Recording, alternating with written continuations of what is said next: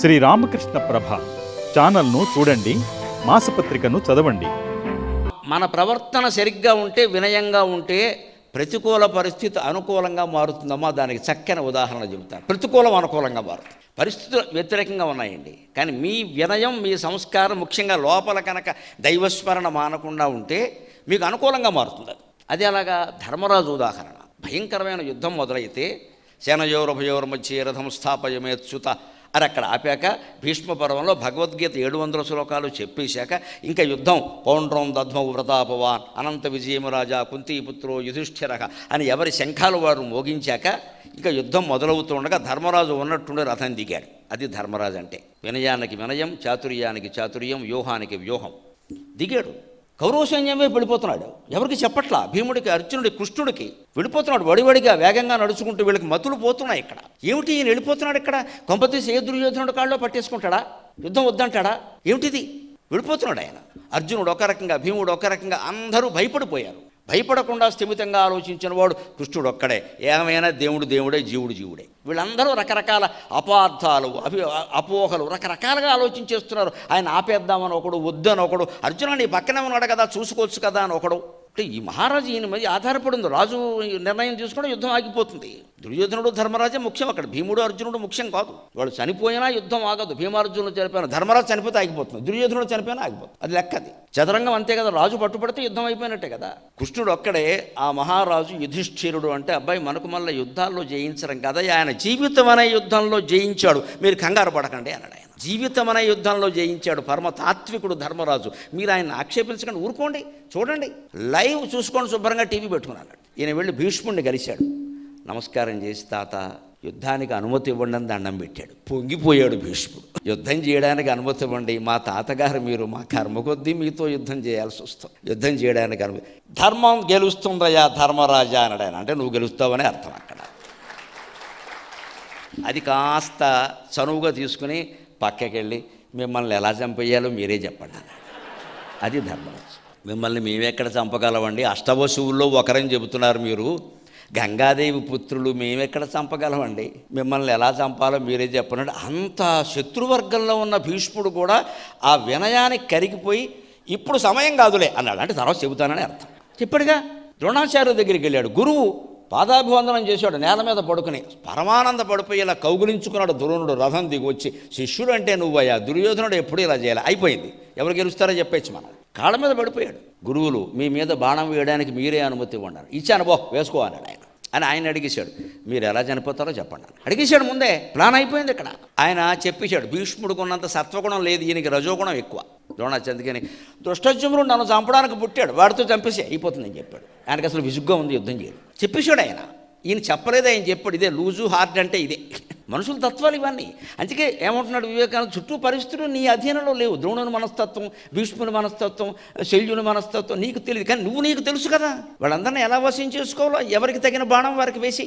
పైగా ఇందులో అధర్మమే లేదండి. గురువుకు దండం పెట్టాడు. నేను గెలవలేనని చెప్పాడు. మిమ్మల్ని గెలవడం ఎక్కడ సాధ్యమండి, మీరే చెప్పండి ఉపాయం. దుష్టజమునని పెట్టుకోవా, అయిపోయింది అన్నాడు. కృపాచార్యుడు ద్రోణుడి కంటే ముందు గురువు, ఎలిమెంటరీ స్కూల్ మాస్టర్, ఈయన హై స్కూల్. ఆయన దగ్గరికి వెళ్ళి, కృపాచార్య మిమ్మల్ని ఎవరు గెలవగలరు, మీ కృపా ఆచార్య, మీ పేరే కృప, అది మా మీద ప్రసరించండి అన్నాడు. తప్పకుండా నువ్వు గెలుస్తావు అన్నాడు. ఇంక ఇంతమంది వాడు గెలుస్తాడన్నాక దుర్యోధనుడు ఎలా గెలుస్తాడండి? ఆ గురువుల తపస్సు. ఆయన కూడా అడిగాడు, మిమ్మల్ని ఎలా చంపాలో చెప్పండి అంటే సాధ్యం కాదన్నాడు ఆయన. చెప్పేశాడు, సాధ్యం కాదు. ప్రపంచంలో 7 చిరంజీవులు ఉన్నారు. అశ్వత్థామ, బలిర్వ్యాసో, హనుమాంశ్చ విభీషణ, కృప పరశురామశ్చ. అశ్వత్థామ బలిచక్రవర్తి, వ్యాసుడు, కృపుడు, నేను, పరశురాముడు, హనుమంతుడు, విభీషణుడు, ఈ 7 చిరంజీవులు. నా పేరు అందులో ఉంది, నేను పోను, అదంతే అన్నాడు. హైదరాబాద్ పార్లమెంట్ ఎన్నికల్లో కూడా నేను ఓటేస్తా, నేను పోనా చెప్పేసాడు. అనుకున్న వరం అది. నేను పోను, నువ్వు ఎంత అందుకే నన్ను ఓడించడం ఒకటే మార్గం, నేను యుద్ధరంగం నుంచి తొలగిపోయేలా చేయడం ఒకటే మార్గం, అంతే. నేను చంపడం నీ వల్ల కాదు, చెప్పేశాను కదా. కానీ నాకేమంత మొండి పట్టుదల లేదు. ఓడించేయి, నువ్వు యుద్ధరంగంలో పడిపోయేలా చేయి, చంపలేవు అన్నాడు. అయిపోయింది. శల్యుడి దగ్గరికి వెళ్ళాడు. శల్యుడు మేనమామ స్వయంగా అటు చేరిపోయాడు పార్టీ. ఎంత ఘోరం అండి. ఇంకా బంధాలు ఏమిటండి నా తలకాయ. పైగా ఏ రకంగా మేనమామ? శల్యుడు చెల్లెలు మాద్రి, ఆవిడ సహగమనం చేసింది. సహగమనం చేసిన చెల్లెలు పిల్లల్ని చంపడానికి కౌరవ పక్షంలో చేరాడంటే ఏమనాలి ఈ శల్యుడిని? వీడు మేనమావ కంసుడా? చెల్లెలు చచ్చిపోయింది కదా, చెల్లెలు పిల్లల మీద ప్రేమ ఉండాలి కదా, వాళ్ళ పక్షంలో చేరకుండా అవతలకి వెళ్ళడం ఏంటండి? ఉంటారు మనుషులు, వీళ్ళందరినీ నువ్వు మారుస్తావా? ఎందుకు వెళ్ళాడు శల్యుడు? అంతే, వాడు వచ్చి ధర్మరాజు పక్షంలో ఉందామన్న సైన్యంతో సహా వస్తుంటే వీడి బలహీనతలు దుర్యోధనుడికి తెలుసు కాబట్టి దారి పొడుగున మందు విందు చిందు పొందు మొత్తం ఏర్పాటు చేశాడు, గానా భజన అవన్నీ వాడికి ఆనందపడిపోయి దుర్యోధనుడు ఈ ఏర్పాట్లన్నీ చేసిన ధర్మరాజు అనుకున్నాడు. కాదు, దుర్యోధనుడు ఎవడైతే నాకే వీళ్ళు శుభ్రంగా మత్తులో ఉన్నాడు కదా, నీకేం వరం కావాలో కోరుకోరాడు. అటు వెళ్ళడం మానేసి ఇటు రమ్మన్నాడు. బస్సు మార్చేశాడు. అప్పట్లో మగాళ్ళకు కూడా బస్సు ఫ్రీ ఉండేది. ఎక్కేశాడు, ఈ బస్సు ఎక్కేశాడు. అంతే, ఆంధ్ర బస్సు మానేసి తెలంగాణ బస్సు ఎక్కేశాడు. ఏమనాలి ఈ మనుషుల్ని? వీడు సొంత మేనమావా, కంసుడికి వీడికి తేడా ఏంటండి? పోనీ వాడేమో సామాన్యుడు, మహాబలవంతుడు. ఆ యుగం మొత్తం మీద 4 మహాబలవంతుడు ఉన్నారు, శల్యుడు, భీముడు, కీచకుడు, బలరాముడు, 4 మహాబలవంతుడు. అందులో ఒకడు అటువంటి శల్యుడి దగ్గరికి వెళ్ళి ఆయన్ని నమస్కారం చేశాడు. పెద్దవాడివి, అనుమతి యుద్ధానికంటే నువ్వు ఎలాగే గెలుస్తావయ్యా, ఇచ్చాను పో, అసలే నాకు బాధగా ఉంది, మా మేనల్లుడు పక్కన ఉండకుండా నాకేంటా ఈ కర్మ, ఏదో ఒక బలహీన క్షణంలో అన్నాడు. వాడు బలహీన క్షణం కాదు, ఆ క్షణం చాలా బలం, వీడు బలహీనమయ్యాడు. బలహీన క్షణం అని వెర్రి మాట ఒకటి మాట్లాడుతూ ఉంటారు కొంతమంది. ఒక బలహీన క్షణంలో నేను లొంగిపోయి, లేదా ఆ క్షణం చాలా బలం అమ్మా, నువ్వు బలహీనం అయ్యావు, నేను బలహీనం అయ్యాను అప్పుడు క్షణం బలహీనమట. క్షణానికి బలము బలహీనం 2 ఉంటాయి. ఇటు టైం ఈజ్ టైం. మనం బలహీనం, అది కూడా అంగీకరించడం ఇష్టం లేక ఒకానొక బలహీన క్షణంలో నేను ఏం కుదరదు ఇక్కడ. ఒకానొక బలహీన క్షణం ఏం లేదు, ఆ క్షణం చాలా బలవత్తరం. మన మనస్సు బలహీనపడింది, నీ మనస్సును చూసుకోవడం నీ వల్ల కాలేదు, అందుకని లొంగవు. అది చెప్పరా మనం అది ముహూర్తం, వేళ అష్టమి, కృత్తిక నక్షత్రం, గాడిద గుడ్డేం కాదు. లేదా మా ఇంటి వాస్తు బాగుంది, ఇంటి వాస్తు కదా, మా బుద్ధి వాస్తు బాగుండలేదు. ఇంటి వాస్తు బాగానే ఉంది, బుద్ధి బాగుండలేదు. మన బుద్ధిని మనం నియంత్రించుకోవాలి. నీ కబురు చెప్తే అలాగా శల్యుడు నియంత్రించుకోవాలి పడి. అందుకే ఆయన ఏం చేశాడు, నిన్ను ఇవాళ చనిపోతావు, అది ఆయనకు అవమానం. ఎందుకంటే శల్యుడిని చంపవలసిన ధర్మరాజే. యుద్ధానికి మొదలే పాండవులు శిబిరంలో కూర్చున్నప్పుడు వాటాలు వేసుకున్నారు, ఎవరిని చంపాలని వాటాలు వేసుకుంటారు కదా. వేసుకుంటే అందులో భీముడు, అర్జునుడు, కర్ణుడు నా పాలు అన్నాడు, భీష్మద్రోణులు కూడా నా పాలు అన్నాడు. బాగుంది. భీముడు ఏమన్నాడంటే మనకు అలా సరిపోదు, 100 మంది మనకేసి అన్నాడు. మొత్తం 100, ఇంకా ఏమన్నా కొసరు అష్టోత్తర శతం ఇంకో 8 మందిని లేపేద్దాం అన్నాడు. మొత్తం 100. మీరు అసలు వాళ్ళ జోలికి రాకండి, నేనే చూసుకున్నాను. ఒకళ్ళు దొరికినా సరే నా వైపు ఫుట్బాల్ ఆడేయండి, నేను చూసుకుంటాను, మీరు చంపకండి అన్నాడు. సహదేవుడు, నేను శకుని వాడు కొడుకు ఉలూకుణ్ణి చంపుతాను, నాకు ఆ మాయజోదమే ఇంత పని చేసింది, వాళ్ళిద్దరిని చంపుతాను.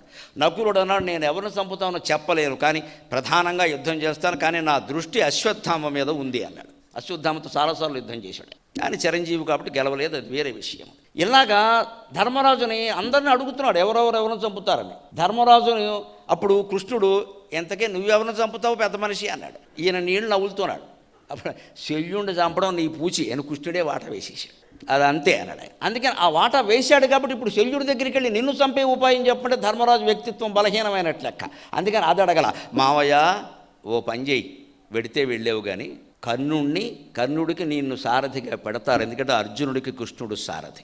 శ్రీకృష్ణుడితో సమానంగా ఈ లోకంలో సారథ్యం చేయగలిగిన వాడు నువ్వు ఒక్కడవే, దానికి వాడు ఎంత లావైపోయాడు. వాడు పొగడ్తలకు పొంగిపోయే రకాలు వెళ్ళాడు, పొగిడేశాడు.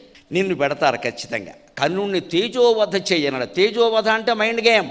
తేజోవధ, కర్ణుడిని వధించద్దు నువ్వు. తేజోవధ అంటే ఆయన బాణం తీస్తాడు, అర్జునుడు తీసావా సరిగ్గా ఉందా, శనివారం దుర్ముహూర్తం చూసుకో, అది ఎడదు, వాడు ఎడదు. ఇంకా వాడు లాగుతున్నాడు, అదేం లాగడం, బాణం లాగడమే చేత కాదు, యుద్ధం ఏం చేస్తావు? నాగాస్త్రం తీసి, మనకి నాగాస్త్రం భోగాస్త్రం ఉంటుంది, మన దగ్గర నాగాస్త్రం కూడా ఉందా, పెద్ద గొప్పడవే. ఇలాంటి మాట్లాడుతుంటే ఎవడు యుద్ధం చేస్తారని. ఇదే తేజోవధ, మైండ్ గేమ్.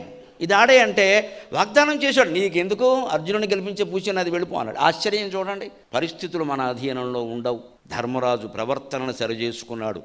వినయంతో కొందరిని, విధేయతతో కొందరిని, వ్యూహంతో కొందరిని లొంగదీసుకున్నాడు.